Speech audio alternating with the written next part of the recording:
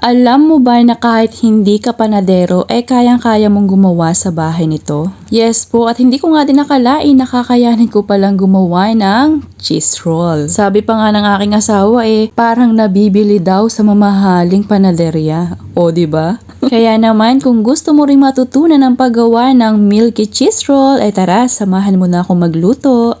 So, bali ngayong araw nga po ay gumamit po ako dyan ng 1½ cup na all-purpose flour, sugar, yeast, at saka yun nga pong ating powdered milk. At naglagay din po ako dyan ng asin. Bali yung pong ating kompletong sangkap ay ilalagay ko na lamang po ulit sa ating comment section. After ko nga po mapaghalo ay naglagay naman po ako dyan ng isang itlog at ½ cup na warm milk. Hindi po kailangan yung tipong kumukulong tubig or ganon kainit na gatas. Kailangan po ay yung warm lang or yung maligam-gam na gatas. So, after ko nga po masa, nilagyan ko pa siya ng 1 tablespoon na butter. So, aking inihalo nga dito. Then, atin po itong mamasahin hanggang sa maging smooth itong ating dough. Nagbudbud nga po ako dito ng harina at akin po dito minasa yung ating dough.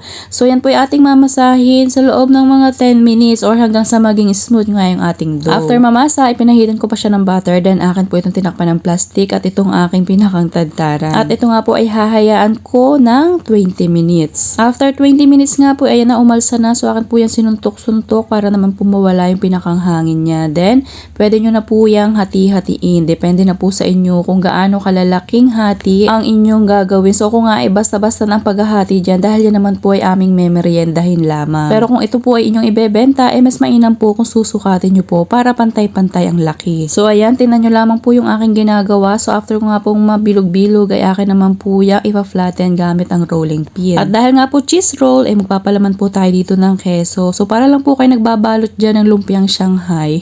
So, ayan, paulit-ulit nyo lamang pong gagawin yon. At eto na po, after po nating marolyo yung ating pinakang gagawin cheese roll, ay akin pa po yung hahayaan ulit sa loob ng 15 to 20 minutes. Kita nyo naman po na nagdoble pa yung laki niya at akin nga po yung pinahidan ng binating itlog. Bali, isang buong itlog lamang po yan. Tapos, habang hinahayaan ko ang umalsa pa yung ating tinapay, ay nag-preheat na po ako nitong aking air fryer. At nung okay na nga po, ay akin na nga po isinalang at akin po itong lulutuin sa loob ng 15 minutes sa 120 degrees Celsius. At after 15 minutes nga po, ayan na, luto na po. Pero yun po ay aking pinahidan pa ng butter dahil nga yan ay ating ididip naman dito po sa pinaghalo kong asukal at powdered milk. Bali yan po ay pinaghalo kong 3 kutsarang powdered milk at 2 kutsara naman pong white sugar. So ayan, paulit-ulit nyo lamang pong ididip. Kaya po natin pinahidan niya ng butter ay para nga po mas kumapit itong ating pinakang powdered milk with white sugar. Kaya nga po ito ay ating tatawaging milky na cheese roll. At kung umabot ka nga po hanggang dito sa part ng ating video, halatang nagustuhan mo yung ating recipe ngayong araw. Kaya naman, mag-comment ka na po dyan ng I love cheese roll. At syempre, mag-like and follow ka na rin. Thank you! At hindi na nga po natin patatagalin, atin na pong huhusgahan yung ating pinaghirapang tinapay.